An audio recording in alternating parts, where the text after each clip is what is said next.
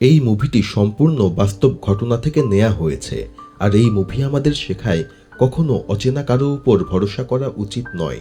শুধু তাই না, একজন সাইকো কতটা ভয়ঙ্কর হতে পারে।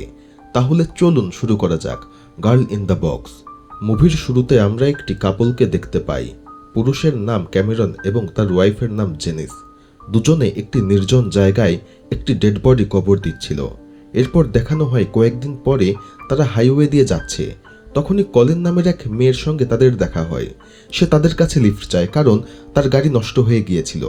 তারা তাকে লিফট দেয় এবং কথায় কথায় তাকে একটি নির্জন জায়গায় নিয়ে যায়। সেখানে তারা কলিনের উপরে আক্রমণ করে এবং তাকে একটি কাঠের বক্সের ভেতরে ঢুকিয়ে বন্দি করে ফেলে এবং গাড়িতে করে নিজেদের বাসায় নিয়ে আসে। কলিনকে তারা বেসমেন্টে নিয়ে যায় এবং তারপর ক্যামেরন তাকে প্রচণ্ড মারধর করে। কলিন কিছুই বুঝতে পারে না তার কি অপরাধ এবং তাকে কেন মারধর করা হচ্ছে। আসলে ক্যামেরন একজন সাইকো। সে এর আগেও একজন মেয়ের সঙ্গে এমনটা করেছে এবং এবার সে কলিনের সঙ্গেও ঠিক একই কাজ করছে। অনেক দিন ধরে সে কলিনকে এভাবে নির্যাতন করে। তবে তার স্ত্রী জেনিস এর সঙ্গে একমত ছিল না, কিন্তু সে স্বামীর ভয়ে কিছুই করতে পারত না, কারণ সে জানে তার স্বামী সাইকো। সে যদি এই মেয়েকে সাহায্য করার চেষ্টা করে বা প্রতিবাদ করে তাহলে তার স্বামী তাকে মেরে ফেলবে। রাতে যখন দুজন বিছানায় থাকে তখন জেনিস ক্যামেরনকে বলে, তুমি আমাকে প্রমিস করো যে তুমি এই মেয়ের সঙ্গে খারাপ কিচ্ছু করবে না। ক্যামেরন বলে, তুমি কোনো টেনশন করো না, আমি আগের ভুল আর করব না। আসলে মুভির শুরুতে আমরা যেই মেয়েটিকে কবর দেয়া দেখেছিলাম তাকেও তারা এভাবে বন্দি করে রেখেছিল, কিন্তু সেই মেয়ে পালানোর চেষ্টা করলে ক্যামেরন তাকে মারতে মারতে মেরে ফেলে। এরপরে আমরা দেখতে পাই ক্যামেরন কলিনকে একটি বড় বক্সের মধ্যে আটকে রাখে, অনেকটা কফিনের মতো, আর সঙ্গে একটি পাইপ লাগিয়ে দেয় যাতে কলিন সেই বক্সের মধ্যে থেকে শ্বাস নিতে পারে। অন্যদিকে আমরা কলিনের মা বাবাকে দেখতে পাই, যারা মেয়ের নিখোঁজ হওয়ায় খুবই টেনশনে পড়ে গিয়েছিল। তারা পুলিশের কাছে কমপ্লেন করে, কিন্তু কলিনের কোনো হদিশ পাওয়া যায় না। আর এরই মধ্য দিয়ে 6 মাস পার হয়ে যায়। আজও ক্যামেরন আর জেনিস কলিনকে বন্দি করে রেখেছে। জেনিস ক্যামেরনকে বলে যে আমি মা হতে চলেছি, তাই আমাদের উচিত কলিনকে এখন মুক্ত করে দেয়া, কারণ আমাদের যখন সন্তান জন্ম নেবে সে যদি এরকম একটা পরিবেশ দেখে তাহলে তার উপরে খারাপ প্রভাব পড়বে। কিন্তু ক্যামেরন বলে, আমরা তো এটা করতে পারবো না, কারণ আমরা যদি তাকে ছেড়ে দেই তাহলে সে পুলিশে গিয়ে সব বলে দেবে, আর তখন আমাদের গ্রেফতার করা হবে। তাই আমাদেরকে অন্য কোনো উপায় খুঁজে বের করতে হবে। সে এখন কলিনের ব্রেন ওয়াশ করার চেষ্টা করে। সে কলিনের কাছে গিয়ে বলে, আমি এমন এক কোম্পানিতে কাজ করি যারা দাস মানে কৃতদাস কেনে আর বিক্রি করে, আর তুমি আমার দাসী। যে দাস পালানোর চেষ্টা করে তাকে মেরে ফেলা হয়, আর যদি সে পালিয়েই যায় তবে তার পুরো পরিবারকে মেরে ফেলা হয়। তারপর ক্যামেরন তাকে একটি কাগজে সাইন করায় এবং বলে, এখানে আমার সঙ্গে থাকলে তুমি একেবারে নিরাপদ। কলিন মনে করে ক্যামেরনের কথা একেবারে সত্যি, তবে বাস্তবে এর পুরোটাই ছিল ভাওতাবাজি। অ্যাকচুয়ালি বর্তমান যুগে এরকম কৃতদাস কেনাবেচা নিয়ে কোনো রকমের কোম্পানি হয়ে থাকে না, আর তা নিয়ে কোনো এগ্রিমেন্টও করা হয় না। তবে কলিন এরকম কাগজপাতি দেখে মনে করে ক্যামেরনের কথাই হয়তোবা সঠিক। এদিকে ক্যামেরন যখন দেখে কলিন তার পুরো কথা বিশ্বাস করেছে, তখন সে কলিনের গলায় একটি কলার বেঁধে দেয়, যেমনটা কুকুরের গলায় বাঁধা থাকে। আর ক্যামেরন এখন তাকে বুঝিয়ে দেয় সে তাকে যা বলবে তাই করতে হবে, তা না হলে তার পরিবারকেও মেরে ফেলা হবে এবং তার সাথে যা খুশি তাই করা যাবে। আইনও তার পাশে দাঁড়াবে না, কারণ এই কৃতদাস প্রথা আর তাদের কোম্পানি পুরোপুরি আইনগতভাবে বৈধ। ক্যামেরন এখন কলিনকে অর্ডার দেয়, এখন থেকে তুমি আমাকে মাস্টার বলবে আর আমার স্ত্রী জেনিসাকে ম্যাম বলবে, আর যখনই আমি অ্যাটেনশন বলবো তখন তুমি 2 হাত উপরে তুলে দাঁড়াবে। এভাবেই সময় কেটে যেতে থাকে এবং পুরো 1 বছর পার হয়ে যায়। প্রতিদিন রাতে কলিনকে সেই বক্সের ভেতরে ঘুমাতে হতো। এদিকে জেনিস একটি মেয়ের জন্ম দেয় এবং তাকে দেখে কলিন খুবই খুশি হয়। দিনগুলো এভাবেই পার হতে থাকে। কলিন তাদের বাড়িতে কৃতদাস হয়ে থাকতে শুরু করে। একদিন কলিন যখন খাবার সার্ভ করছিল তখন তার হাত থেকে একটি চামচ পড়ে যায়। এতে ক্যামেরন প্রচণ্ড রেগে যায়। সে অ্যাটেনশন বলে, সঙ্গে সঙ্গে কলিন হাত উপরে তোলে আর তারপর ক্যামেরন তাকে প্রচণ্ড মারধর করে। তার স্ত্রী চায় না কলিনকে মারা হোক, কিন্তু সে স্বামীর ভয়ে কিছুই করতে পারত না। পরদিন কলিন যখন বাইরে কাপড় শুকাচ্ছিল, ক্যামেরন তাকে বলে একবার এক দাসী পালানোর চেষ্টা করেছিল এবং পুলিশের কাছে গিয়েছিল, কিন্তু পুলিশও আমাদের জন্য কাজ করে এবং আমাদের পক্ষে, তাই তাকে আবারও ধরে আনা হয়েছিল এবং অত্যন্ত নির্মমভাবে আমরা মেরে ফেলেছিলাম। আসলে এই ঘটনা ছিল একদম মিথ্যা। যাতে কলিন কখনোই পালানোর চেষ্টা না করে। পরে ক্যামেরন তার গলা থেকে কলার খোলে এবং তাকে তার কাজের জায়গায় নিয়ে যায়। সেখানে বলে, কারো সামনে আমাকে মাস্টার বলবে না। যাই হোক, কাজ করতে করতে এক পর্যায়ে ক্যামেরন হোঁচট খেয়ে পড়ে যায় এবং তার পা মচকে যায়। কলিনের কাছে সুযোগ ছিল পালিয়ে যাওয়ার, কিন্তু সে ভয়ে পালায় না, কারণ জানে সে পালিয়ে গেলে তার পরিবারের সবাইকে মেরে ফেলা হবে।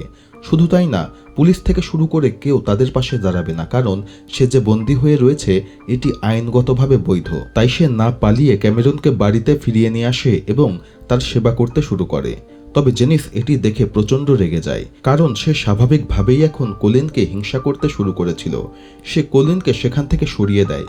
এখন কলিন তাদের দাসী হিসাবে 1395 দিন মানে প্রায় 4 বছর ধরে আছে, কিন্তু তার জানা নেই যে কতটা সময় পার হয়ে গিয়েছে। দেখা যায় ক্যামেরনের মেয়েও বেশ কিছুটা বড় হয়ে গিয়েছে। একদিন ক্যামেরন কলিনকে তার ঘুমানোর বক্সে আটকে রেখে স্ত্রী আর মেয়েকে নিয়ে বাইরে বেড়াতে যায়। তবে আজকে এই বক্সে কলিনের খুবই অস্বস্তি এবং খারাপ লাগছিল। তার মনে হয় তাকে যে করেই হোক এই বক্স থেকে বের হতে হবে। তাই সে পা দিয়ে ধাক্কা দিয়ে সেই বক্সের নিচের তলা খুলে ফেলে এবং সেখান থেকে বের হয়ে আসে। তবে সে জানে তাকে এখান থেকে পালালে চলবে না, তাই সে সেই ঘরেই থেকে যায়। কিছুক্ষণের মধ্যে ক্যামেরন তার পরিবার নিয়ে সেখানে চলে আসে। সে দেখতে পায় সেই বক্সটি ভাঙা। তার এক পর্যায়ে মনে হয় কলিন হয়তোবা পালিয়ে গিয়েছে, কিন্তু পরে দেখতে পায় না, সেই রুমেই রয়েছে। তাই ক্যামেরনের মুখে এখন হাসি ফোটে। সে বুঝতে পারে এই মেয়ের পুরোপুরি ব্রেন ওয়াশ হয়ে গিয়েছে। এই মেয়ে আর কখনোই এখান থেকে পালাবে না। এভাবে আরও 3 বছর কেটে যায়। এখন প্রায় 7 বছর হয়ে গিয়েছে।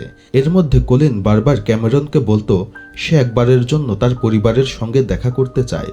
আর এরই মধ্যে ক্যামেরন বলে যে কোম্পানি তাকে ছাড়তে রাজি হয়ে গিয়েছে, কিন্তু তার জন্য তাকে পরীক্ষা দিতে হবে। সে কলিনকে বন্দুক দেয় এবং বলে নিজে নিজেকে গুলি করো। কলিন তাই করে। সে ট্রিগারে চাপ দেয়, কিন্তু দেখা যায় বন্দুকে কোনো গুলি নেই। এর ফলে ক্যামেরন বুঝে যায় যে সে আর কাউকে কিচ্ছু বলবে না। তাই নিজেই তাকে বাড়ি পৌঁছে দেয় এবং পরিবারকে বলে যে সে তার বয়ফ্রেন্ড। তবে এটি ছিল অল্প কিছু সময়ের জন্য। কলিন ভেতরে ভেতরে ভেঙে পড়েছিল, ভীত, কিন্তু পরিবারের সামনে সে খুবই খুশি থাকার অভিনয় করে। পরিবার তাকে বলে, তুমি 7 বছর পর ফিরেছ, কোনো কিছু বলেও যাওনি, আবার কোনো খোঁজ খবরও নাওনি। আমরা তো ভেবেছিলাম তুমি হয়তোবা মারাই গিয়েছ। আর এখানে আমরা বুঝতে পারি তার মা বাবা তার উপর বেশ কিছুটা রেগে রয়েছে, কারণ সে 7 বছর কিচ্ছু না বলে এক ছেলের সঙ্গে চলে গিয়েছিল এবং কোনো রকমের খোঁজ খবরও নেয়নি। 7 বছরের কথা শুনে কলিন অবাক হয়ে যায়, কারণ সে কল্পনাও করতে পারেনি যে সে 7 বছর ধরে আটকে রয়েছে। তবে তার বোনের কিছুটা সন্দেহ হয় এবং সে গোপনে তাকে জিজ্ঞেস করে মূল ঘটনা কি। কিন্তু কিছু বলার আগেই ঠিক তখনই সেখানে ক্যামেরন চলে আসে এবং তাকে ফিরিয়ে নিয়ে যায়। অন্যদিকে আমরা ক্যামেরনের ওয়াইফ জেনিসকে দেখতে পাই। তার সহ্যের সকল বাঁধ ভেঙে যায় এবং সে এখন ডিসাইড করে সে তার মেয়েকে নিয়ে এখান থেকে চলে যাবে, এবং সে তাই করে। সে তার মেয়েকে নিয়ে ক্যামেরনকে ছেড়ে চলে যায়।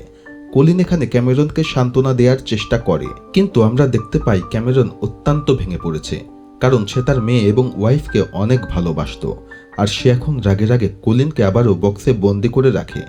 পরে জেনিস চার্চে গিয়ে উপলব্ধি করে যে সে অনেক পাপ করেছে এবং সে ফাদারের কাছে এবং যিশুর কাছে ক্ষমা চায়। তবে এক পর্যায়ে সে বুঝতে পারে শুধু ক্ষমা চাইলেই হবে না, তাকে ভালো কোনো কাজ করতে হবে।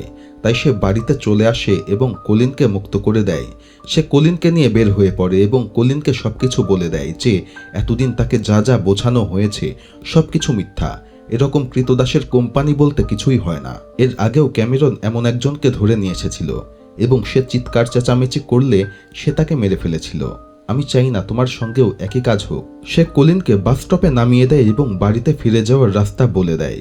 কলিন বাড়িতে ফিরে আসে। কলিন এখন বাড়ি ফিরে এসেছে। মোট 2640 দিন পর সে স্বাধীনতার নিঃশ্বাস নেয়। পরিবারের সঙ্গে মিলিত হয়ে সে কান্না করে। অন্যদিকে ক্যামেরন একা বাড়িতে ছিল। সে তার পরিবারকে হারিয়ে একদম ভেঙে পড়েছিল। অন্যদিকে জেনিস পুলিশকে সব সত্য বলে দেয় এবং ক্যামেরনকে গ্রেফতার করা হয়। এখন আমি আপনাদেরকে বাস্তব ঘটনা বলি, এই ঘটনা কিভাবে ঘটেছিল এবং এই অপরাধীর কি শাস্তি হয়েছিল। এই ঘটনা ঘটেছিল ক্যালিফোর্নিয়ায় 1977 সালে। 1984 সালে কলিন মুক্ত হয়ে যায় এবং পুলিশকে সবকিছু জানানো হয়। পুলিশেরা ক্যামেরনকে সঙ্গে সঙ্গে গ্রেপ্তার করে। তবে যেহেতু ক্যালিফোর্নিয়ায় মৃত্যুদণ্ড বলে কিছু হয় না, তাই ক্যামেরনকে 104 বছরের কারাদণ্ড দেয়া হয়। আর জেনিস মানে যে ক্যামেরনের স্ত্রী, তাকে পুরোপুরি মুক্ত করে দেয়া হয়, কারণ সে কোলিনকে মুক্ত করে দিয়েছিল, সেই সাথে সে তার হাজবেন্ডকে ধরিয়ে দিতেও সাহায্য করেছিল।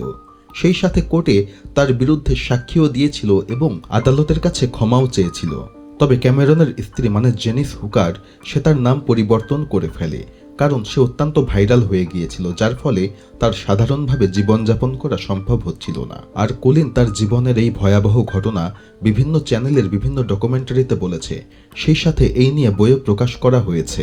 ভিডিওটি ভালো লেগে থাকলে অবশ্যই চ্যানেলটি সাবস্ক্রাইব করবেন। ধন্যবাদ।